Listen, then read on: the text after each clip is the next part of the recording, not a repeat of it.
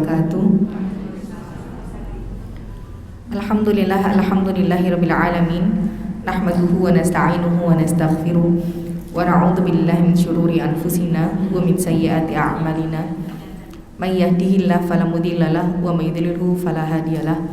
Asyhadu an la ilaha illallah wa asyhadu anna Muhammadan abduhu wa rasuluhu la nabiyya ba'da. Alhamdulillah, segala puji syukur kehadirat Allah Subhanahu wa taala. Hari ini Allah masih memberikan kita banyak sekali nikmat yang harus kita syukuri. Maka bagaimana kita merubah kesyukuran ke dalam kebaikan dan ketaatan kepada Allah?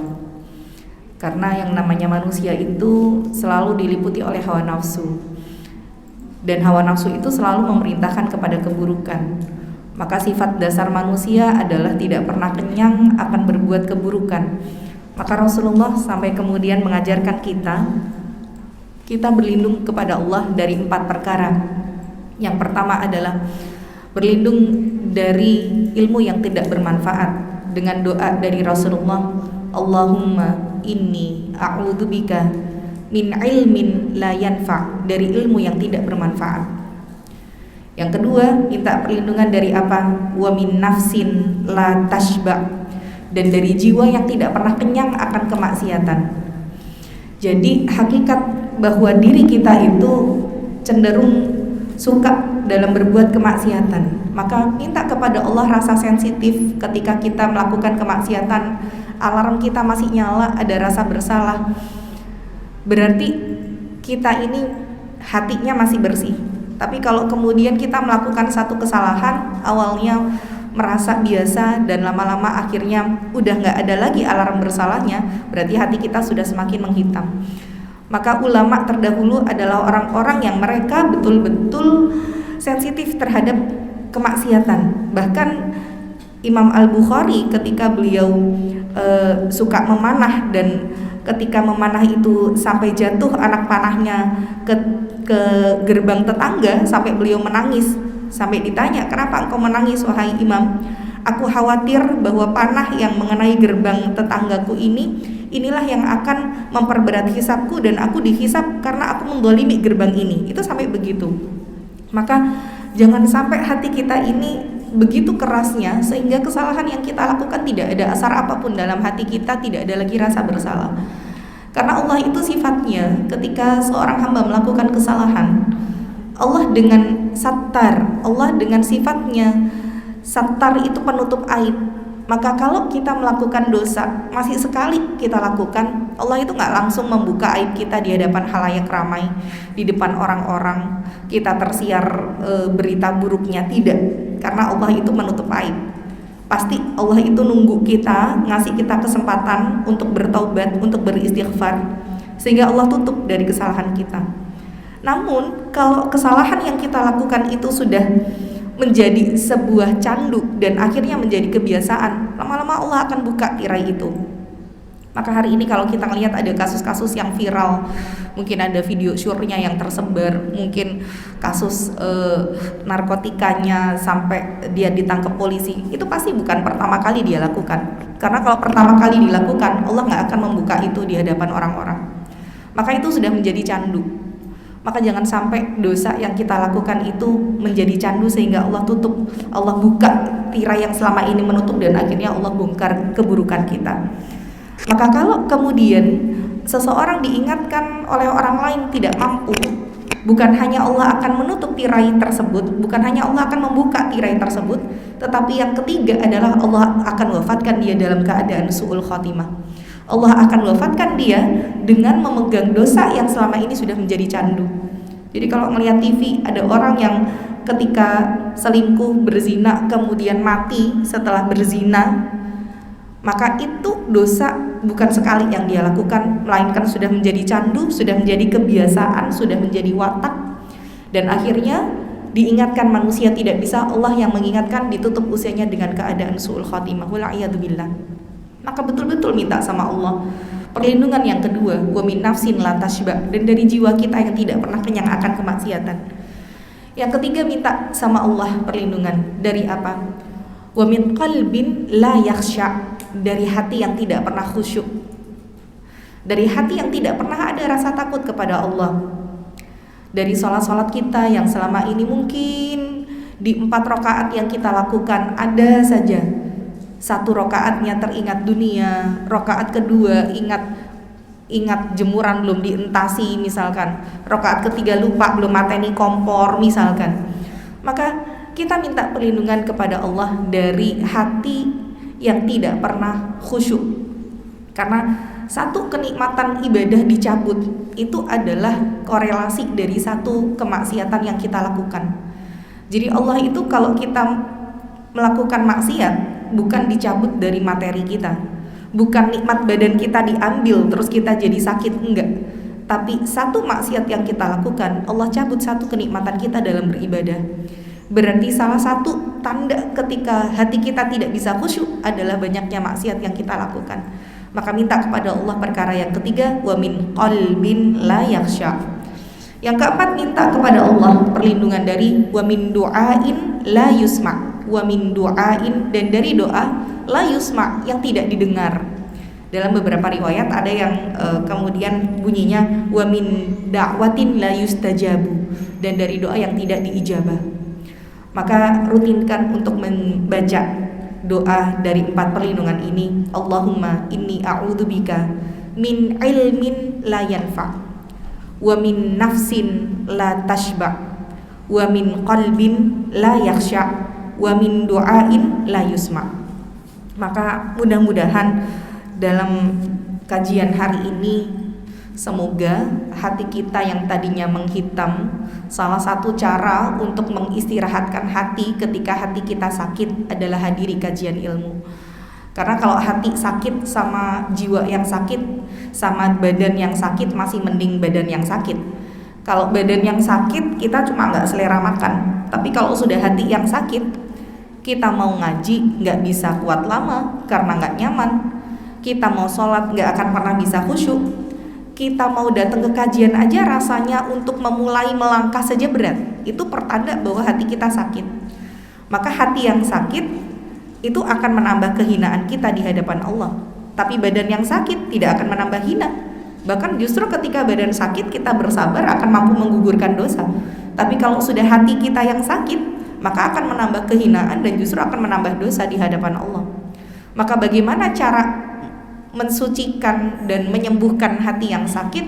Diistirahatkan dulu. Seperti kita ketika berobat ke dokter, badan kita sakit, apa yang harus dilakukan? Pasti dokter bilang, pertama istirahat dulu ya, 2 hari, 3 hari, gak usah banyak aktivitas. Sama Imam Ibnu Qayyim al-Jauzi yang disebut sebagai dokter hati di dalam dunia keislaman, dia mengatakan istirahatkan hati terlebih dahulu dengan cara apa? Perbanyak zikir, membaca Al-Quran, berkumpul dengan orang-orang solih, hadiri kajian ilmu. Ini akan mengobati hati kita yang sakit. Kalau ternyata hati kita yang sakit ini belum juga sembuh, sudah diistirahatkan, maka caranya gimana? Maka caranya yang kedua sama dengan badan yang sakit adalah diobati sakitnya. Maka bagaimana mengobati hati yang sakit? Caranya adalah kita meninggalkan pantangannya. Orang kenapa kok kena kolesterol? Ya dia mungkin kebanyakan jeroan. Kenapa kok kena diabetes? Ya kebanyakan gula. Berarti gimana biar sembuh? Kurangi dulu, hindari dulu pantangannya. Jangan makan jeroan, jangan minum minuman makanan yang manis. Maka sama, ketika hati kita sudah coba diistirahatkan tapi kok juga tidak berhasil ya membuat hati ini menjadi nikmat dalam beribadah, maka tinggalkan pantangannya. Apa itu tinggalkan pantangannya? Hindari kemaksiatan dan dosa. Kalau ternyata sudah berusaha untuk melakukan itu masih juga hatinya belum bisa sembuh total, maka cara yang ketiga adalah dibom penyakitnya. Sama ketika badan yang sakit, dibom itu dengan obat-obatan supaya virusnya mati. Ketika hati kita yang sakit, gimana cara ngebomnya? Dengan taubat. Maka lakukan taubat dengan taubatan nasuha. Taubat nasuha itu tidak hanya dibuktikan dengan lisan, tetapi bagaimana cara kita tahu bahwa taubat kita diterima oleh Allah adalah dengan pembuktian ada peningkatan dari amal solih. Jadi kalau kita ngaku taubatan nasuha, tapi amal solih kita tidak meningkat setelah kita bertaubat, yaitu namanya taubatnya tidak nasuha, alias taubatnya taubat sambel. yang sekali tok kapok besoknya ngulangin lagi kan gitu. Kita makan sambal kan gitu, wis kapok pedes, tapi besoknya tetap mau aja makan sambal. Maka bagaimana taubatan nasuha diawali dengan sholat taubat 2 rakaat. Lakukan. Caranya seperti apa? Caranya adalah niat saja di dalam hati akan melaksanakan sholat taubat. Dan dalam masalah niat ini tidak ada lafadz khusus niat. Seluruh ulama sepakat bahwa niat itu hanya ada di dalam hati. Dan selama ini kalau kita terbiasa mengucap niat dalam berpuasa, dalam berwudu, dalam sholat, nawaitu shauma ghadin an adai misalkan, atau nawaitul wudu li raf'il hadathi, bahwa niat yang seperti itu tidak diajarkan oleh Rasulullah. Maka frame kita dalam ibadah itu cuma 2. Bagaimana ibadah itu, satu harus ikhlas niatnya, yang kedua harus sesuai dengan tuntunan Rasul. Berarti kalau misalkan dalam masalah membaca niat Rasul tidak melakukan itu, ya sebaiknya kita hindari. Masa kita lebih kepintar dari Rasul? Maka niat cukup di dalam hati saja. Satu-satunya niat yang dibaca itu adalah pada saat haji dan umroh. Selain haji dan umroh niat tidak ada pelafatan khususnya. Maka sama dalam masalah sholat taubat, niatkan saja di dalam hati, sholat 2 rakaat, kemudian setelah sholat perbanyak beristighfar sambil kita mengingat apa saja dosa yang pernah kita lakukan dan dibuktikan dengan amal sholih. Mudah-mudahan dengan cara-cara tadi, bagaimana kita mengistirahatkan hati, kemudian bagaimana kita meninggalkan pantangannya dan ngebom penyakitnya, ngobati hati kita yang sakit. Semoga setiap dosa dan kemaksiatan yang kita lakukan ini Allah hapuskan, sehingga nanti Allah wafatkan kita dalam keadaan husnul khotimah. Amin ya rabbal alamin. Baik, ibu-ibu jamaah semua yang dirahmati oleh Allah, hari ini kita membahas kembali tentang bagaimana tingkatan-tingkatan dalam sakaratul maut. Bahwa sakaratul maut itu pasti setiap orang akan mengalami. Tidak ada orang yang tidak mengalami sakaratul maut, dan tidak ada yang tidak mengalami rasa sakit pada saat proses sakaratul maut. Kalaupun hari ini kita melihat ada orang yang meninggal kecelakaan langsung mati, apakah mereka mengalami proses sakaratul maut? Iya. Cuma seringkali pandangan mata kita tertipu bahwa ada orang kecelakaan langsung mati, gimana sakaratul mautnya? Mata kita ini sering menipu. Misalkan contoh lah bagaimana tipuan pandangan mata. Kalau kita bilang matahari itu panas nggak sih? Tergantung kita ngelihatnya di mana. Kalau kemudian kita ada di atas gunung Lawu misalkan, sambil kita cari matahari terbit misalkan, dengan udara yang sepoi-sepoi, dengan di atas gunung, dengan pemandangan yang begitu indah, kita lihat matahari terbit di luar Lawu sama di sini akan beda. Berarti pandangan mata yang sama-sama matahari aja beda.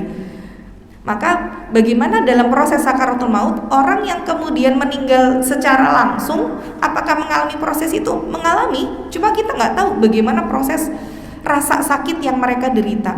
Satu-satunya orang yang tidak merasakan sakit pada saat sakaratul maut hanyalah orang yang mati dalam keadaan syahid fisabilillah.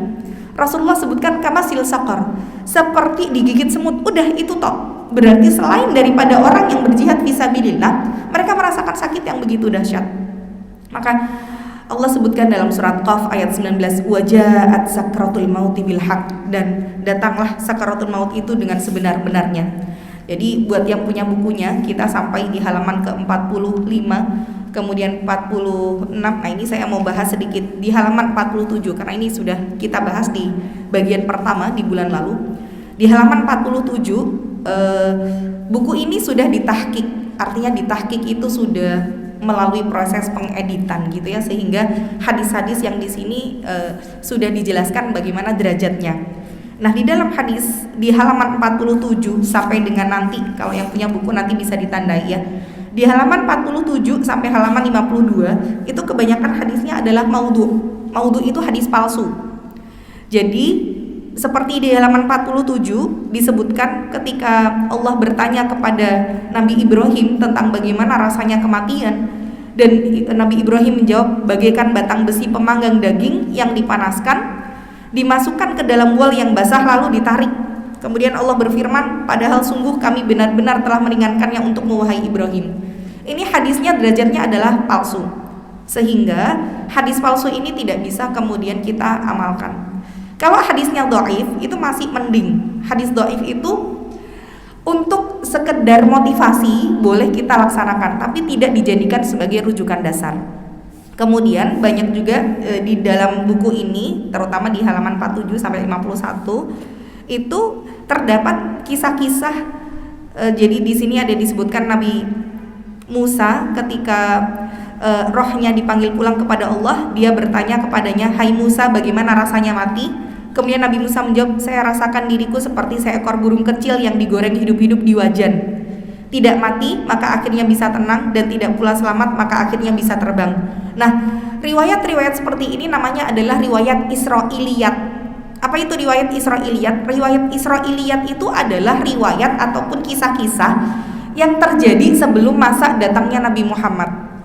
Bagaimana kita menyikapi kisah Israiliyat itu? Maka ulama mengatakan dengan kisah-kisah Israiliyat ini sikapnya adalah tawakuf. Jadi tawakuf itu diem aja, tidak membenarkan tapi juga tidak mendustakan.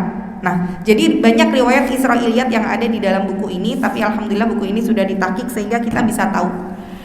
Maka hadis maudhu' tadi saya tidak bahas sampai di halaman 52 karena memang banyak hadis palsunya, dan juga ada hadis yang lebih parah dari hadis palsu adalah la aslun lah. La aslan lah itu tidak ada asalnya.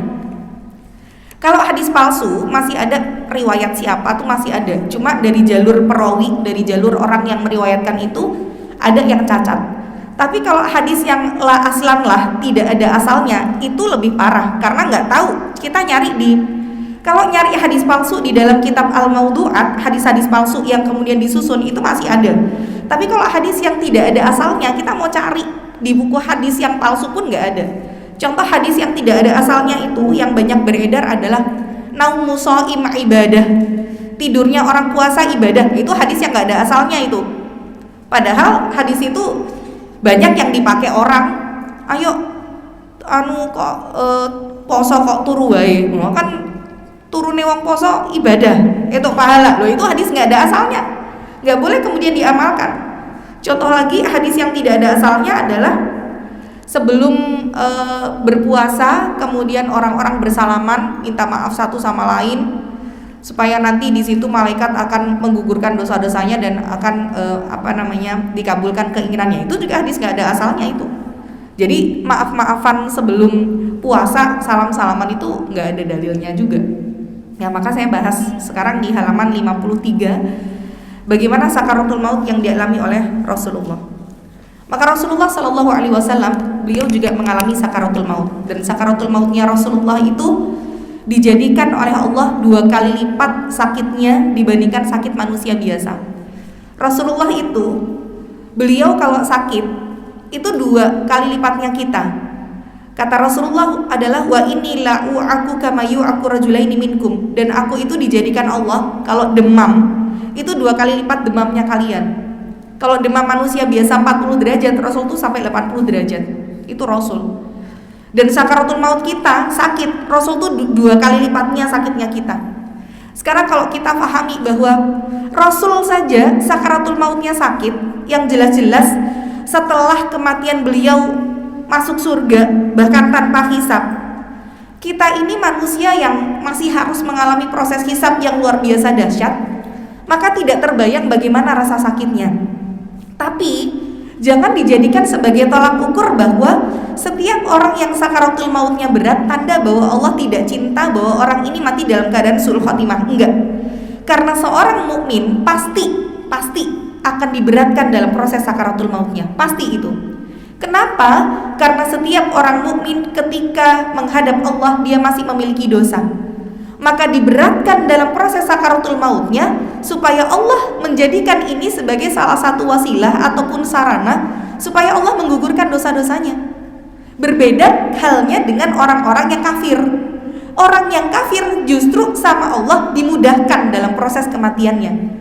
Kenapa begitu? Karena orang kafir masih memiliki kebaikan yang mereka lakukan selama hidup.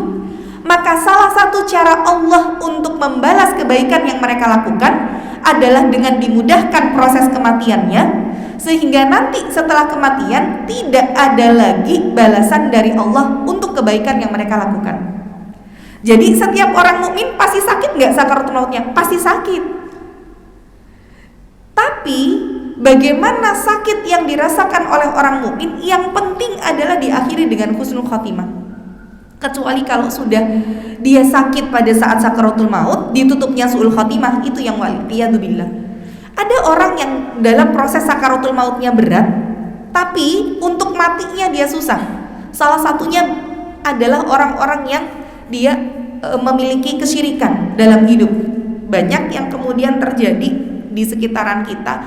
Ada orang yang bukan sakaratul maut lagi, sudah dalam proses nazak. Jadi nazak itu adalah cabut, ya. Jadi prosesnya kalau orang sakaratul maut, sakarat itu kan artinya sakit yang berlapis-lapis, itu namanya sakarat.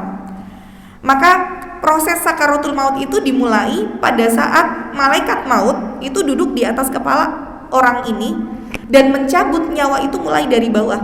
Makanya biasanya orang yang sudah sakaratul maut dicabut dari nyawanya dari bawah, itu kakinya sudah mulai gini. Jadi kakinya sudah mulai bengkok gini. Nah, itu sudah mulai dicabut dari bagian bawahnya. Sampai kemudian dicabut hingga di bagian kerongkongan. Maka dari kerongkongan ke atas dek, itu namanya adalah nazak. Nazak itu artinya cabut dan bukan tarik. Kalau tarik itu masih begini, kalau nazak, kalau cabut tuh dek gitu. Makanya dari semua aktivitas di tubuh kita, yang paling setia ngikuti kemana ruh dicabut itu mata. Jadi mata itu selalu ngikutin ruhnya tuh dibawanya kemana. Kalau kemudian dicabutnya ke atas, biasanya dia matanya mendelek gitu. Dan itu bukan tanda su'ul khotimah, bukan, nggak apa-apa, karena memang matanya ngikuti ruh. Tapi kalau sudah dalam proses nazak, itu dia nggak mati-mati, disinilah tanda bahwa orang ini mati dalam keadaan su'ul khotimah. Jadi kalau proses sakaratul mautnya yang berat, bukan berarti orang ini su'ul khotimah. Tapi kalau sudah diberatkan dalam nazaknya, ada orang yang biasanya nazak itu mata itu sudah mulai mendelik ke atas. Jadi sudah begini terus. Jadi dia bisa dibilang ya nggak mati-mati gitu. Sakaratul mautnya sudah, nazaknya ya nggak selesai. Maka biasanya dia matanya mendelik ke atas, dia sudah nggak respon, diajak ngomong sudah nggak bisa, dipanggil pun sudah nggak denger, udah kayak orang apa ya, kayak orang koma, cuman dia matanya melotot terus. Itu prosesnya nazak. Beberapa kasus yang kemudian didapati yang diberatkan dalam nazaknya biasanya adalah orang yang masih memiliki kesyirikan dalam hidupnya. Jadi kesyirikan itu adalah penyumbang terbesar seseorang mati dalam keadaan su'ul khotimah. Dan ini pernah kita bahas bahwa sebanyak apapun orang yang berbuat syirik memiliki syafaat-syafaat selama di dunia. Contoh misalkan di antara syafaat adalah anak-anak yang solih. Sebanyak apapun anak solih yang dia miliki, ada orang tua yang gak kepingin anaknya seperti dirinya. Maka dia tahu dia berbuat kesyirikan, tapi anaknya dimasukin ke pesantren, anaknya dijadikan penghafal Quran. Apakah anak yang solih ini akan mampu untuk membantu orang tuanya dalam proses hisabnya? Enggak. Karena salah satu yang bisa menggugurkan seseorang mendapatkan syafaat adalah berbuat syirik kepada Allah. Maka hati-hati, jangan sampai membuka pintu kesyirikan apapun itu macamnya.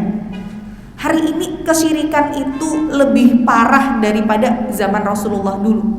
Kalau zaman Rasulullah dulu, awal mula kesyirikan terjadi dimulainya pada saat ziarah kubur.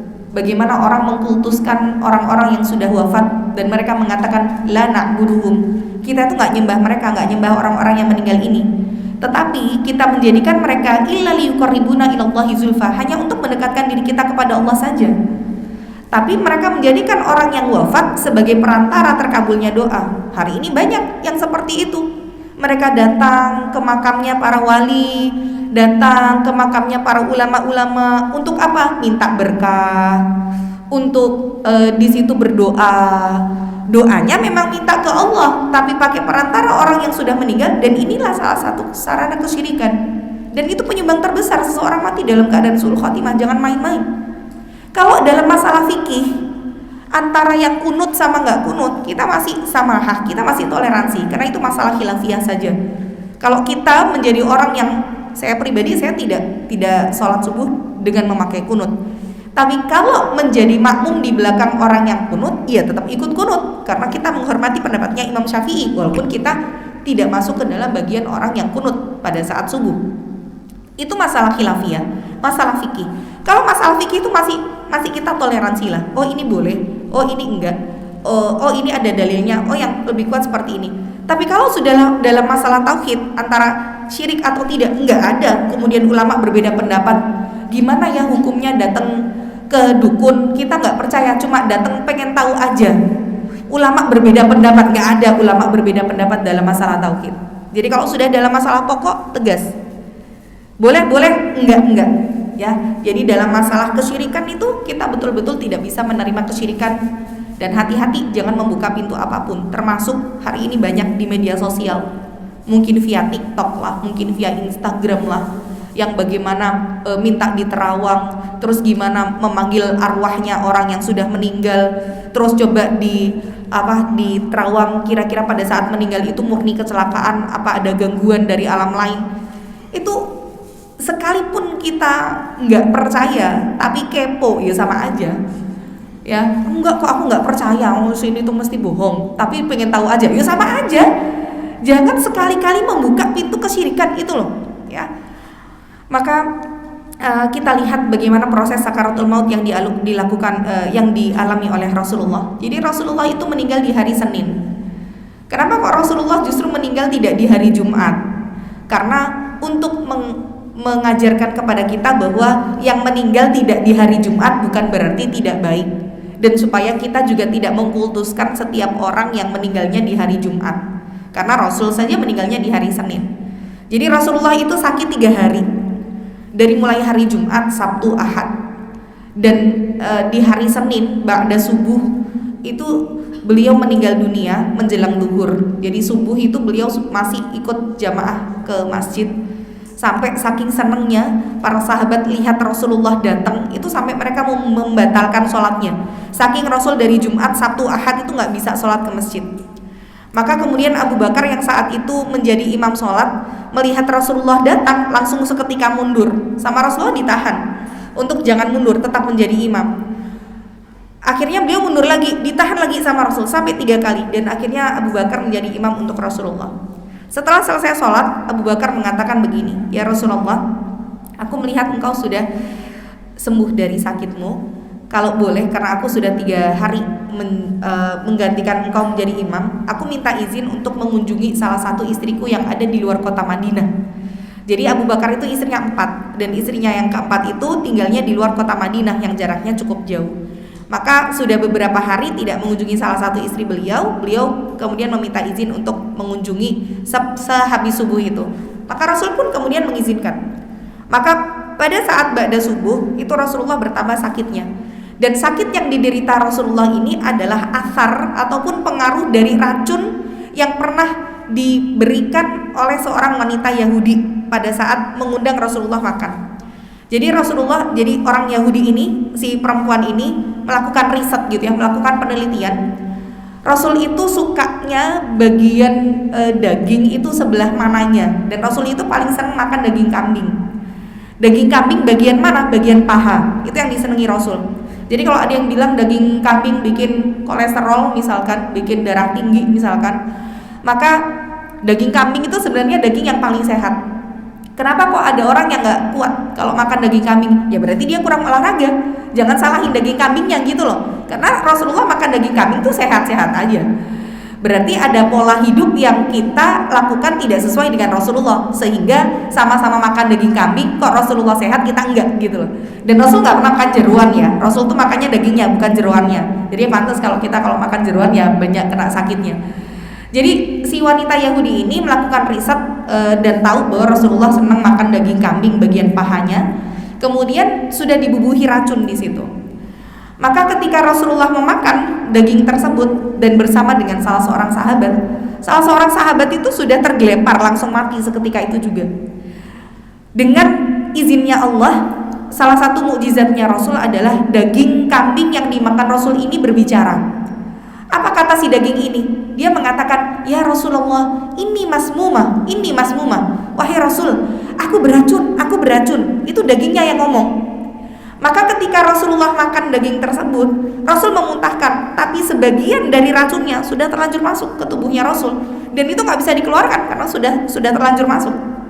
Maka kemudian di sini bisa kita ambil beberapa hikmah bahwa Rasulullah begitu kuat fisiknya sehingga racun yang masuk ke dalam tubuhnya tidak langsung menyebar saat itu juga, dan tidak langsung membuat Rasulullah meninggal saat itu juga.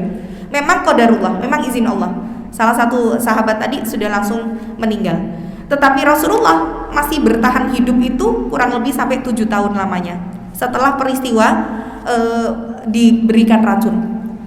Jadi kita lihat betapa fisik Rasulullah itu luar biasa sehat, sampai racun yang masuk saja tidak seketika itu menginfeksi. Contohlah kayak kita hari ini virus corona banyak, misalkan ada orang yang dia kena mungkin langsung nyebar, ada orang yang nggak kerasa apa-apa, ya berarti tergantung dari daya tahan tubuhnya. Jadi nanti dilihat bagaimana pola hidupnya Rasulullahnya. Rasulullah itu konsumsinya apa, olahraganya gimana, itu bisa kita lihat sampai fisik Rasulullah begitu kuatnya. Maka kemudian nanti urut-urutannya adalah ketika Rasulullah diracun, daya tahan tubuhnya sedikit melemah. Maka ketika melemah disitulah kemudian Rasulullah disihir oleh salah seorang Yahudi namanya Labid bin Aqsam. Jadi Rasul itu sempat disihir. Bagaimana bentuk sihirnya Rasulullah? Rasul itu disihir seolah-olah beliau itu mendatangi istri-istrinya, padahal Rasul tidak pernah mendatangi istri-istrinya. Maka Rasulullah sudah dalam keadaan tiduran sampai akhirnya ada 2 malaikat yang bercakap-cakap dan bertanya, "Apa yang kau lihat dari diri Rasulullah?" Dia disihir, kata malaikat yang satu. Oleh siapa? Oleh seorang Yahudi namanya Labid bin Aqsam. Apa bentuk sihirnya? Dia seperti mendatangi istri-istrinya padahal tidak. Di mana diletakkan bukhulnya? Nah ini pembelajaran buat kita. Kalau ada gangguan-gangguan dalam tubuh kita, dalam keluarga kita, di rumah kita, di pekerjaan, di usaha, itu biasanya gangguan sihir itu mereka punya bukhul. Jadi bukhul itu kayak jimat, kayak aji-aji. Nah, bukhul yang dilakukan oleh orang Yahudi ini berupa rambutnya Rasulullah. Biasanya memang salah satu sarana untuk menyihir itu dengan barang pribadi milik orang yang akan disihir. Makanya hati-hati betul dalam meletakkan barang pribadi, entah itu foto ataupun mungkin pakaian atau apalah. Hari ini makanya saya sebenarnya tidak menyarankan ya bagaimana kita memposting foto. Kalau misalkan memang tidak ada sesuatu untuk syiar, ya lebih baik tidak diposting lah, karena itu bisa menjadi salah satu sarana orang untuk berbuat buruk kepada kita, termasuk apalah foto profil WhatsApp atau IG atau apapun itu lebih baik dihindari. Walaupun nanti kalau merujuk kepada hukum foto secara umum boleh, karena berbeda dengan hukum gambar. Kalau hukum gambar itu memang nggak boleh, terutama gambar yang makhluk hidup ya, karena gambar itu proses menciptakan dari sesuatu yang tidak ada menjadi ada, itu gambar. Tapi kalau foto bukan menciptakan tetapi mengabadikan gambar. Nah, mengabadikan ini beda dengan menciptakan. Maka hukum foto tidak ada masalah di kalangan ulama. Kita ngefoto boleh, nyimpan foto boleh, tapi kalau foto dipajang itu yang bakalan jadi masalah gitu loh. Pemicu sakit yang ada dalam diri kita, pemicu rumah tangga bisa hancur, suami istri berantem terus, anak sakit-sakitan, itu salah satu bisa jadi penyebabnya karena foto. Entah itu karena ain, dan pernah saya jelaskan tentang ain ya. Jadi ain itu adalah penyakit yang ditimbulkan dari pengaruh mata. Jadi bukan penyakit mata, bukan belek, bukan, tetapi seseorang yang melihat karena ada rasa kekaguman dan itu tidak diikuti dengan menyebut nama Allah akan berimbas negatif terhadap sesuatu yang dilihat. Ain itu lebih dahsyat daripada sihir. Kalau tadi sihir itu masih lebih ringan dari ain. Ringannya dari mana? Karena kalau sihir itu tidak ada, kalau sihir ada niat dari pelaku untuk mencelakakan orang lain. Kalau ain itu nggak ada niatan dari pelakunya buat mencelakakan orang. Contoh nih, ain itu kalau sihir itu cuma bisa orang ke orang. Kalau ain bisa ke barang, bisa ke hewan, bisa ke diri sendiri, bisa ke anak sendiri. Ibu memposting foto anak ibu, kemudian yang ganteng dan lucu, Kemudian ada orang yang dalam hati komentar, ih anaknya lucu banget, ih anaknya cantik banget, matanya bulat misalkan, pipinya embem misalkan. Tapi itu niatnya mengagumi tanpa diikuti dengan nama Allah. Malam hari anaknya rewel, panas, sakit nggak tahu apa, nangis terus, itu bisa jadi karena apa? Karena ain. Dari siapa? Dari orang yang melihat dengan rasa kekaguman tanpa diikuti dengan nama Allah. Dahsyat. Bahkan ain bisa mengakibatkan kematian. Bisa. Dan bentuk ain apa? Bentuk ain macam-macam. Kalau misalkan memang dilihat dari segi medis pasti ada penyakitnya. Mungkin ada bentuknya kanker, bisa jadi karena apa? Karena ain. Dia jadi selebgram. Ini kasus-kasus yang saya temui gitu ya. Kasus yang saya temuin itu, saya takziah salah satu jamaah meninggal dunia di usia 29 tahun. Itu salah satunya karena Masya Allah beliau cantik. Saya aja yang perempuan ngelihat beliau, Masya Allah nih orang cantik banget. Tapi begitu kemudian saya tanya kepada keluarganya, awal faktornya adalah karena dia menjadi selebgram. Jadi ketika dia jadi selebgram, dia sering di endorse produk sama orang-orang di sekitarnya. Ya bisa jadi di antara endorsan itu ada yang memuji dia di dalam hati. Ih cantik banget ya mbak ini, ih orang ini banget ya, enak ya kalau dilihat. Nah itu bisa jadi berpengaruh negatif pada sesuatu yang dipandang. Bisa ke orang lain, bisa ke diri sendiri. Ketika kita mengagumi diri kita, oh iya ya aku tuh udah usia 50 tahun tapi gak kelihatan loh kalau aku tuh udah punya cucu banyak. Mengagumi diri sendiri. Kemudian tiba-tiba besoknya entah badannya pegel-pegel, entah kepalanya pusing, entah mungkin kalau mengagumi wajah jadi jerawatan padahal tadinya glowing mulus, bisa jadi itu kena ain. Atau bisa jadi kena barang. Kita mengagumi tanaman misalkan, tiba-tiba aku pengen punya tanaman kayak gini, terus bagus banget sih tanamanmu, tiba-tiba layu tanamannya setelah dipuji. Setrika yang tadinya enak ya dipakai setrikanya, siang sore harinya tiba-tiba setrikanya ketendang dan akhirnya rusak, nggak bisa dibenerin. Itu semua bisa jadi ain. Sendal yang kita pakai, kita bilang enak ya, awet, murah lagi, ternyata sore harinya jebat misalkan. Tas, jam tangan, semua bisa kena ain. Jadi ain itu lebih dahsyat daripada sihir karena bisa terkena ke barang, bisa terkena ke diri sendiri, bisa terkena ke hewan. Hewan kita bilang kucing ini bulunya banyak banget, rontok tiba-tiba, bisa. Jadi untuk masalah foto saya tidak menyarankan untuk dijadikan sebagai sebuah pajangan gitu ya. Ya kalaupun masih pengen dipajang ya monggo, itu kembali kepada pribadi masing-masing. Tapi kita melihat dari hal-hal yang bisa menimbulkan madaratnya. Itu ain. Nah, sihirnya Rasulullah itu berupa rambutnya Rasulullah, bukhulnya. Bukhulnya dari mana kok dapat rambutnya Rasul? Dari pembantunya yang saat itu menyisir, kemudian ada beberapa helai rambut Rasulullah yang rontok, kemudian diminta dan ini dijadikan bukhul. Maka kemudian dua malaikat ini bertanya, di mana diletakkan bukhulnya? Di dalam sumur tua, ditindih di bawah batu hitam. Maka kemudian Rasulullah mendengar percakapan mereka dan memerintahkan kepada Ali bin Abi Thalib untuk mengambil bukhul itu dan dibakar menggunakan ayat kursi. Nah ini salah satunya cara untuk supaya kita menghilangkan asar dari sihir adalah cari bukhulnya ada di mana, dihancurkan dengan ayat kursi dan kitanya diruqyah. Maka yang dilakukan oleh Rasulullah ruqyah nggak? Iya, Rasulullah ruqyah. Dengan siapa? Diruqyah oleh malaikat Jibril dengan 3 kul, An-Nas, Al-Falaq dan Al-Ikhlas. Maka kalau ini urut-urutannya adalah saat daya tahan tubuh kita melemah, awal mula sihir masuk ketika Rasul daya tahan tubuhnya lemah. Kenapa? Pertama karena racun itu. Berarti sama diri kita, kalau daya tahan tubuhnya nggak fit nih, penyakit akan mudah masuk. Ketika penyakit itu masuk, daya tahan tubuh kita lemah, orang akan lebih mudah untuk mengirimkan berbagai macam keburukan kepada kita. Maka selalu minta perlindungan kepada Allah. Doa perlindungan yang Rasulullah ajarkan ada di dalam zikir pagi sore. A'udzu bikalimatillahi tammati min syarri ma khalaq. Aku berlindung dengan kalimat Allah yang sempurna dari kejahatan makhluknya. Ini kalau dibaca, garansinya atau lifetime-nya adalah setengah hari. Jadi kalau ibu-ibu baca pagi hari, nanti sore hari asarnya hilang atau perlindungannya itu hilang. Kalau kita punya anak, maka coba untuk membacakan ini kepada anak setiap pagi dan sore. Tapi kalimat a'udhu dirubahnya menjadi u'idhu. Ya, kalau a'udhu aku berlindung, kalau u'idhu aku melindungi. Tergantung nanti anaknya laki apa perempuan.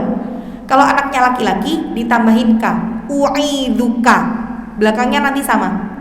Kalau anaknya perempuan nanti menjadi u'idhuki bi kalimatillahi tammati min syarri ma khalaq. Caranya ditiupkan ke telapak tangan, u'idhuka bi kalimatillahi tammati min syarri ma khalaq, kemudian ditiupkan, kemudian diusapkan ke seluruh tubuh anak ini.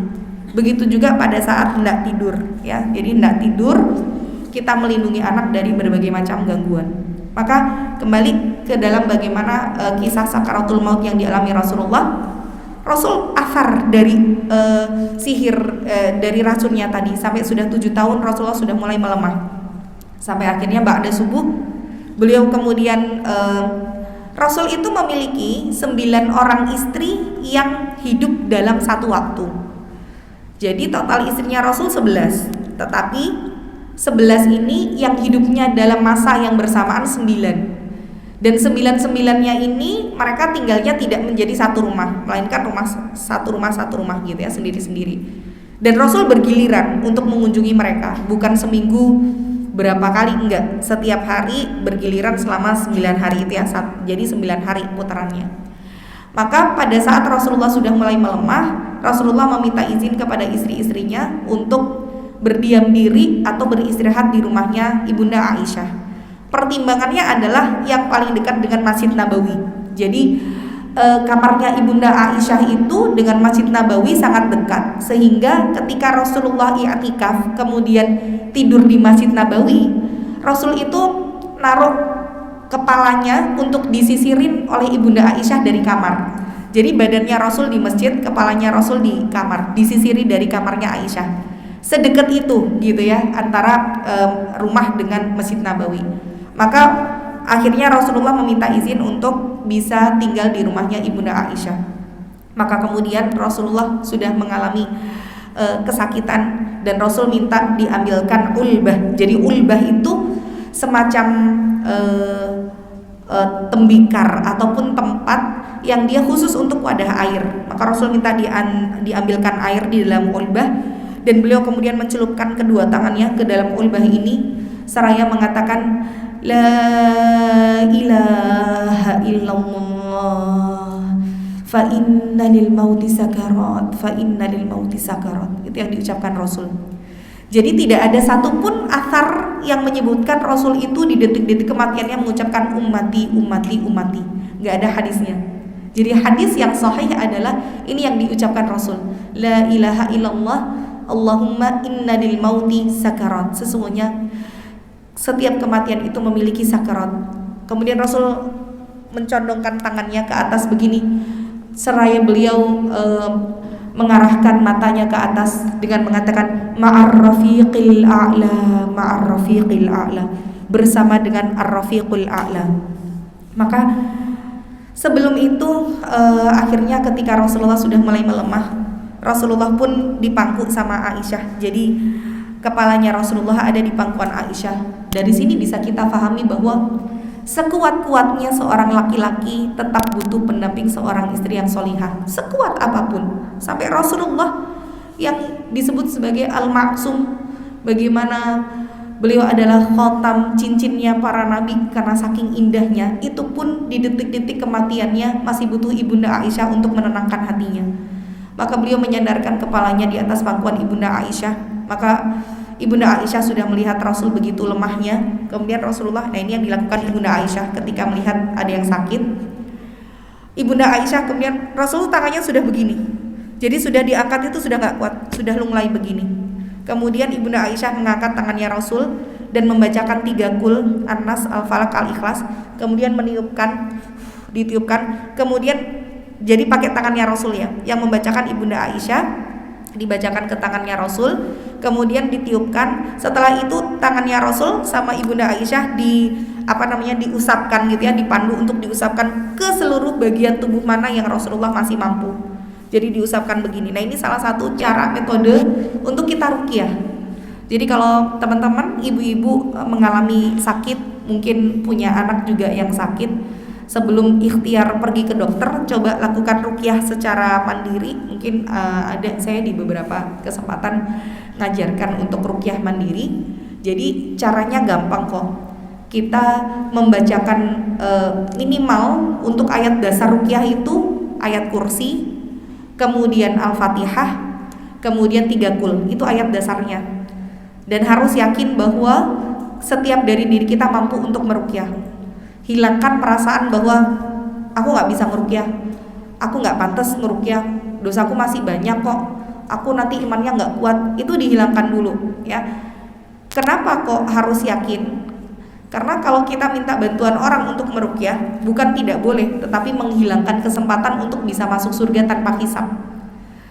Bukan berarti kemudian yang nggak diruqyah juga pasti bisa masuk surga tanpa hisab, tidak gitu ya. Tapi orang yang minta diruqyah itu menandakan bahwa tauhid dia kepada Allah berkurang. Kenapa kok berkurang? Hakikatnya begini, orang yang minta diruqyah minta sama orang lain meruqyah dirinya. Yang ngeruqyah itu kan mintanya ke Allah. Kita kalau berdoa juga mintanya ke Allah. Kalau kita bisa sama-sama minta ke Allah, kenapa kita harus belok dulu ke orang lain? Yang orang ini juga sama-sama makhluk yang penuh dengan kekurangan. Kenapa nggak kita langsung minta sama Allah dan yang maha segalanya? Kenapa harus belok dulu ke sama manusia? Disitulah menandakan bahwa tauhid kita kepada Allah berkurang dan akhirnya menghilangkan kesempatan untuk bisa masuk surga tanpa hisab. Maka lakukan ruqyah secara mandiri. Jadi kalau nanti berkenan, insya Allah bisa dibimbing untuk ruqyah mandiri. Mungkin di bulan selanjutnya atau mungkin bisa mengikuti di kajian-kajian yang lain. Tapi sebenarnya nanti insya Allah caranya gampang. Jadi kita berwudu dulu. Sunnahnya adalah sholat 2 rakaat setelah wudu, kemudian baca Al-Fatihah, ayat kursi, 3 kul sambil diginikan ya, kemudian ditiupkan ke telapak tangan, kemudian habis itu diusapkan ke seluruh tubuh. Ini cara yang pertama. Ataupun cara yang kedua, teknik ruqyah nanti ada 3, bisa sentuhan, bisa sapuan, bisa pijatan, bisa putaran. Jadi kalau kita nggak tahu nih sakit yang ada di dalam tubuh kita itu bagian mana, cara mendeteksinya adalah sentuh bagian kepala.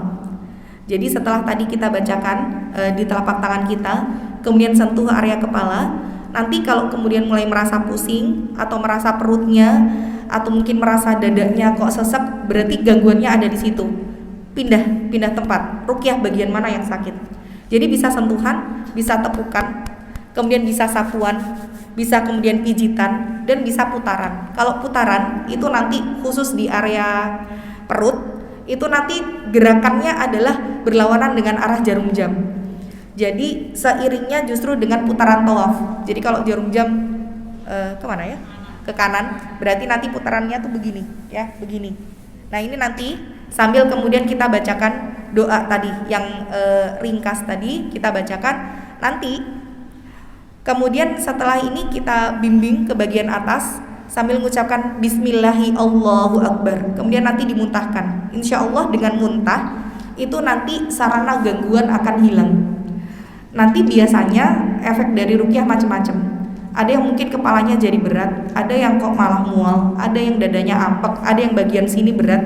Berarti gangguannya di situ. Karena biasanya gangguan yang ada di dalam tubuh kita itu ada di 5 tempat. 1 kepala.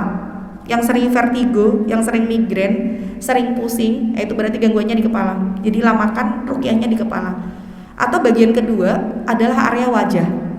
Wajah itu macam-macam. Nanti ada yang bentuknya kayak bisul, ada yang berupa jerawat. Hati-hati loh, jerawat itu bisa jadi gangguan jin loh.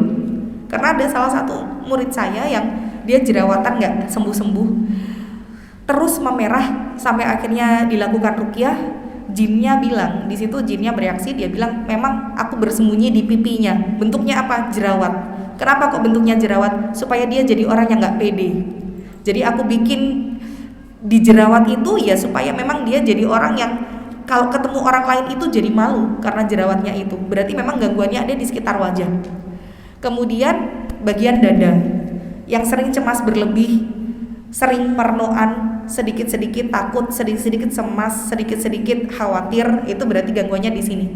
ataupun punya penyakit-penyakit yang sifatnya di dada ampek, kemudian asma, kemudian jantung sering berdebar, itu berarti gangguannya di dada.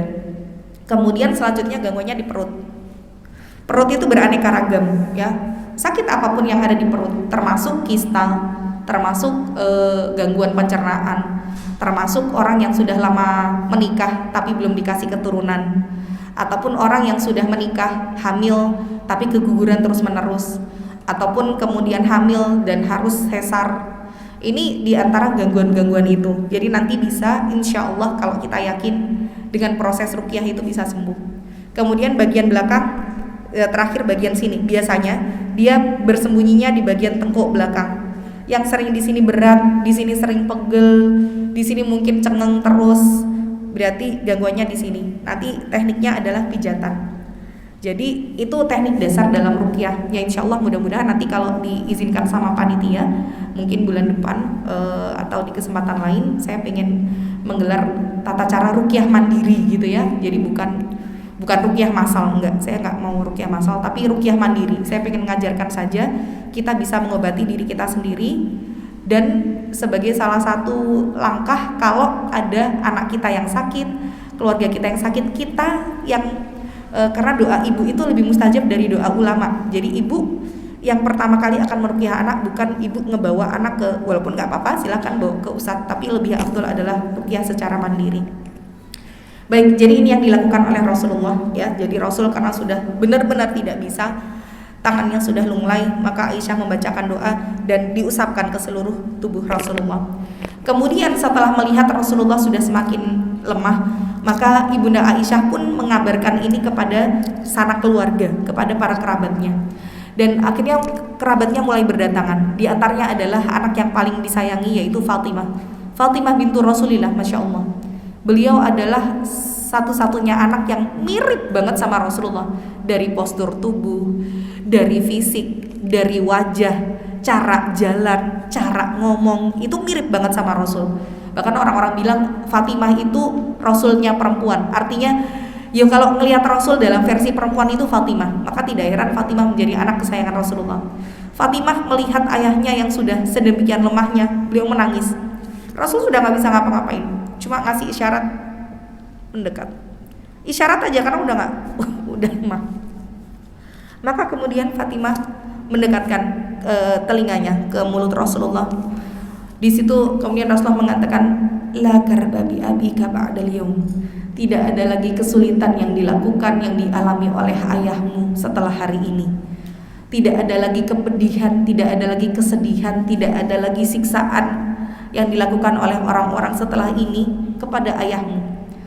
Maka di situ Fatimah makin menangis. Berarti ini udah tanda-tanda kematian Rasulullah.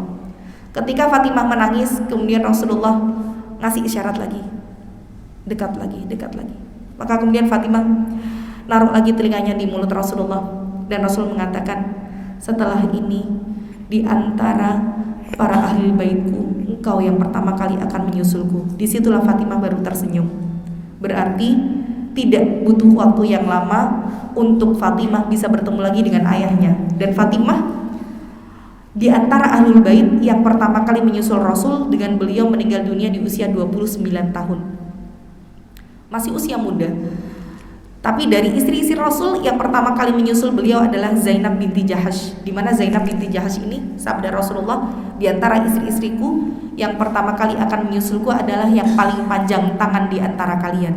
Saat itu para istri-istri Rasul mulai mengukur tangannya siapa panjang-panjangan, sampai akhirnya ternyata yang meninggal duluan adalah Zainab, padahal dia di antara istri itu yang paling pendek tangannya.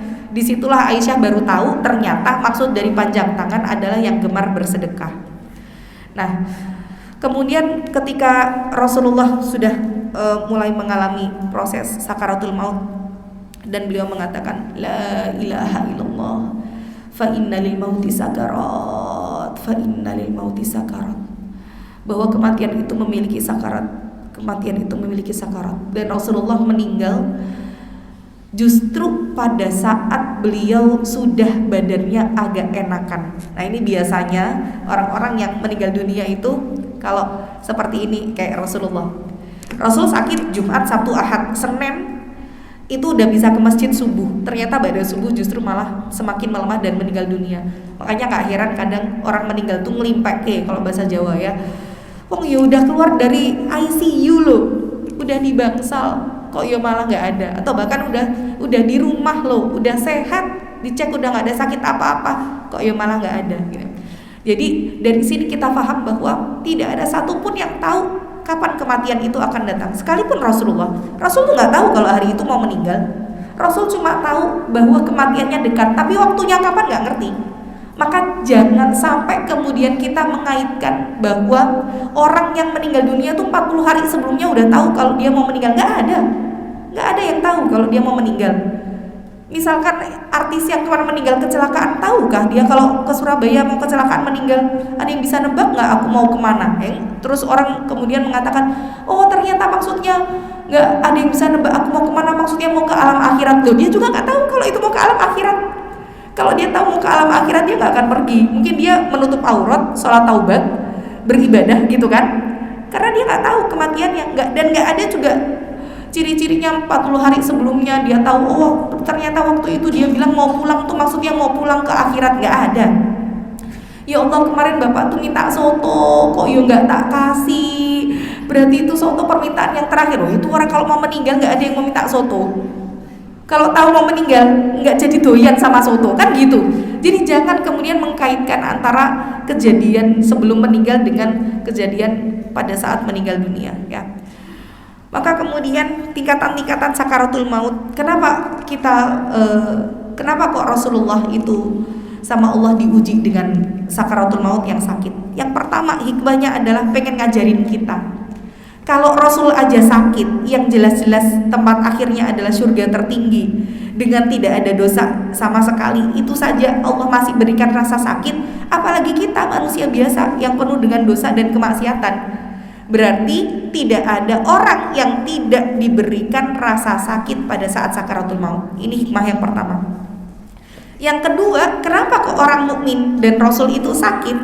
Karena Allah pengen memberikan kepada kita kado yang terindah. Jadi bentuk kasih sayang Allah itu bukan dengan materi, tetapi bentuk kasih sayang Allah kepada manusia adalah dengan diberikan ujian. Orang itu kalau dikasih ujian sama Allah, ketika kemudian dia dapat balasannya gede, maka kesulitan yang dia alami kemarin itu seakan tidak berarti. Sama dengan kehidupan kita. Kenapa sih kok kita itu dikasih sakit saat sakaratul maut? Karena akhirnya insya Allah mudah-mudahan surga gitu loh. Sehingga rasa nikmat mendapatkan hadiah itu jauh lebih besar kita dapatkan ketika diawali dulu dengan kesakitan. Beda kalau misalkan kita terbiasa dikasih hadiah, nanti dikasih hadiah, oh iya biasa kayak gini aku udah punya. Tapi kalau kita nggak pernah ada yang ngasih kado, mau dikasih mungkin tempat pensil, ya Allah lucu banget tempat pensilnya, masya Allah jazakillah khair ya. Karena apa? Yaitu adalah salah satu bentuk karena kita nggak pernah mendapatkan. Tapi kalau sudah biasa, nah sama dengan kenapa kok diberatkan sakaratul maut, supaya Allah memberikan balasan yang terindah setelah itu. Jadi Allah itu salah satu bentuk bukti cinta kasih sayangnya adalah diberikan ujian supaya kita ini sebagai manusia, orang beriman tuh nggak ada yang nggak diuji. Jadi kalau jenengan itu ya Allah pengen kehidupan kita enak, kehidupan kita tenang, maaf ya, orang beriman itu hidupnya nggak tenang, hidupnya orang beriman tuh nggak ada yang enak. Kenapa? Karena Allah itu pengen ngasih tahu kita bahwa bagi orang beriman dunia itu bukan tempat tinggal, tapi tempat untuk meninggal. Sehingga memang orang beriman itu nggak dibikin betah sama Allah di dunia, supaya ingatnya itu akhirat terus. Kalau kita, Allah tuh khawatir kalau orang beriman itu dikasih terlalu nikmat dan nyaman di dunia, takutnya nggak mau balik, takutnya kita nggak mau pulang gitu loh. Padahal Rasulullah sebutkan, man ahabba liqa Allah ahabballahu liqa'ahu. Barang siapa yang cinta untuk bertemu dengan Allah, Allah cinta bertemu dengan dia. Wa man kariha liqa Allah, tapi kalau dia benci untuk bertemu dengan Allah, dia takut betul-betul akan kematian karena nggak mau mati. Hati-hati, karihallahu liqa'ahu. Allah akan benci untuk bertemu dengan orang itu. Maka bagaimana orang beriman dalam menyikapi kematian itu harus ada dua yang bisa dikumpulkan. Bagaimana satu sikap ridha, Yang kedua, ada sikap roja, ada sikap khauf, ada rasa takut. Takut kalau amal kita belum sampai. Tapi nggak boleh rasa takut itu mendominasi hidup kita sehingga kita benar-benar takut mati itu kayak fobia. Nggak boleh kayak begitu. Tapi bagaimana harus ada perasaan roja, berharap, oh nanti setelah mati aku bisa ketemu Rasul, aku bisa ketemu orang-orang solih, aku bisa ketemu dengan amal ibadah yang selama ini aku kumpulkan ketika di dunia. Ada perasaan rojanya. Maka kita ini yang namanya berpisah dengan orang yang kita cintai, mungkin suami kita sudah gak ada. Perpisahan sejati itu bukan pada saat suami kita lebih mendahului kita, bukan. Tapi perpisahan sejati adalah antara kita dan orang yang kita cintai beda tujuan akhirnya. Selama tujuan kita sama, tapi berangkatnya beda, mesti ketemu. Suami kita udah berangkat duluan nih, 5 tahun yang lalu, kita nyusul kemudian. Kalau tujuan akhirnya sama-sama surga, beda waktunya bakalan ketemu. Tapi kalau sudah beda tujuan akhirnya, naudzubillah min dzalik, orang tua paham agama, anak nyemplung neraka, orang tua di surga, itu yang kita nggak akan bisa ketemu dengan anak. Dan itulah perpisahan sejati. Perpisahan sejujurnya itu sebenarnya tuh ya begitu itu ya. Maka bagi orang yang beriman, batas kesabaran itu tidak ada. Nggak ada kok, sabar kiyo enek batasnya, itu namanya kita belum sabar. Sabar itu batasnya cuma sampai mati, itu aja. Maka bagi orang beriman dengan mengingat kematian, hatinya akan lapang. Ya Allah, dikasih sakit kayak gini, kapan sembuhnya ya Allah? Ya aku harus sabar sampai kapan? Sampai mati sudah. Ketika kita mati, sudah kita nggak butuh sabar lagi, kita tinggal dapat pahala dari sabar kita. Ya Allah, suamiku nggak bisa setia dengan istri, sukanya selingkuh, main perempuan, anak-anak nggak ada yang kemudian mudeng sama wong tuane. Sabar sampai kapan? Sampai mati saja sudah ya. Jadi bagi orang yang beriman nggak ada kehidupan yang mulus. Jangan mimpi kalau kita jadi orang beriman tuh hidupnya enak, nggak ada ujiannya. Enggak, pasti akan ada ujian. Dan itu salah satu kado bukti cinta Allah sama kita adalah diuji, supaya kita memang gak betah hidup di dunia. Maka tingkatan-tingkatan sakaratul maut itu ada 2. Yang pertama, tingkatan sakaratul maut saat dicabut nyawa manusia. Kemudian tingkatan yang kedua adalah saat manusia dibangkitkan lagi. Maka disebutkan Rasulullah, ma baina nafkhataini arbaun, di antara dua tiupan sangkakala itu jaraknya. Jadi ketika manusia dicabut nyawanya semuanya dengan nanti dibangkitkan lagi, itu batasnya adalah 40 apa? Wallahu a'lam bishawab. Karena Rasulullah ketika ditanya 40 apa ya Rasul? 40 hari, Rasul diem. 40 bulan, 40 tahun, dan Rasul tidak menjawab. Maka Allah sebutkan di dalam surat Az-Zumar bahwa fasa'iqa man fis samawati wal ardi. Nanti pada saat tiupan sangkakala yang pertama, kan semua makhluk itu kullu man 'alaiha fan, disampaikan dalam surat Ar-Rahman. Semua yang ada di kehidupan dunia ini fan, hilang, mati semua. Wa yabqa wajhu rabbika dzul jalali wal ikram. Tinggal tersisa satu saja, wajahnya Allah. Berarti malaikat mati enggak? Kalau Allah sebutkan semua yang ada di dunia ini mati, malaikat mati enggak? Mati. Kalau di dalam ayat yang lain, illa man syaa rabbuk, semuanya itu dimatikan kecuali yang Allah izinkan. Berarti nanti ada malaikat terakhir yang Allah izinkan masih hidup, walaupun nanti semua dimatikan. Tinggal tersisa 3 malaikat. Siapa itu? Israfil, peniup sangkakala. 2, malaikat pencabut nyawa. 3, malaikat pencabut nyawa, malaikat peniup sangkakala, dan malaikat Jibril. Jadi semua malaikat yang lain tuh mati semua. Tinggal 3 tersisa ini. Di antara ketiganya, kan semua 3 ini mati juga nih.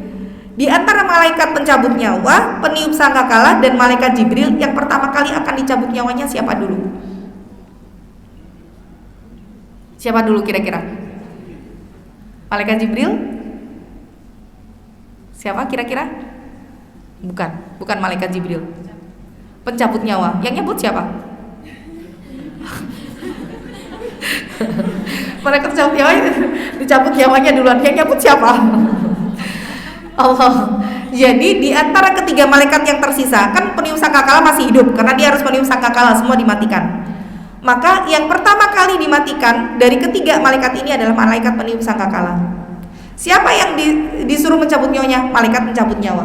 Allah perintahkan untuk mencabut nyawanya malaikat peniup sangkakala.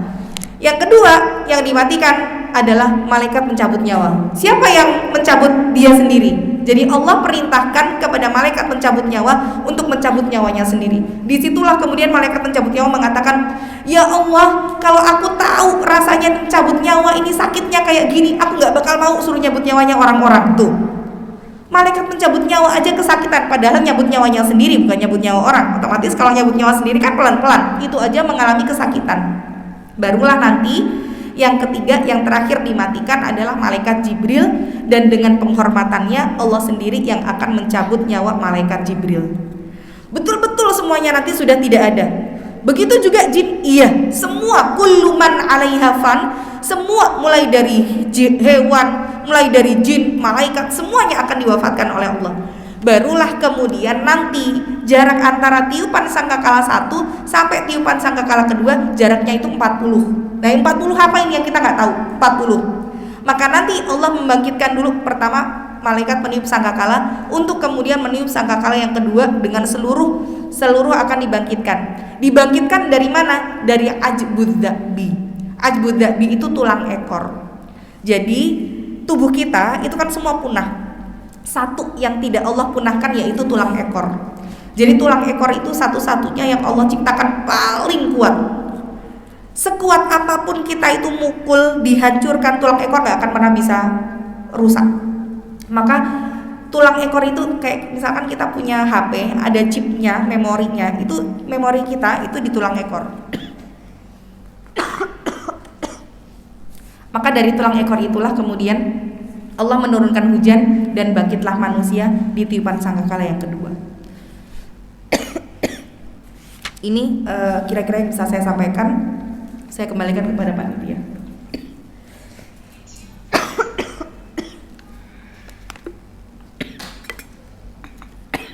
Baik, jazakallahu khairan. Ya. Mau ada pertanyaan atau Sudah jam 10:04 ya. Saya rasa saya cukupkan terlebih dahulu. Mudah-mudahan nanti di bulan depan bisa dilanjutkan kembali karena saya masih ada jadwal di jam 10. Semoga yang disampaikan bisa bermanfaat. Kurang lebihnya saya mohon maaf. Wabillahi taufiq wal hidayah. Wassalamualaikum warahmatullahi wabarakatuh. Waalaikumsalam warahmatullahi wabarakatuh. Demikian tadi kajian kita tentang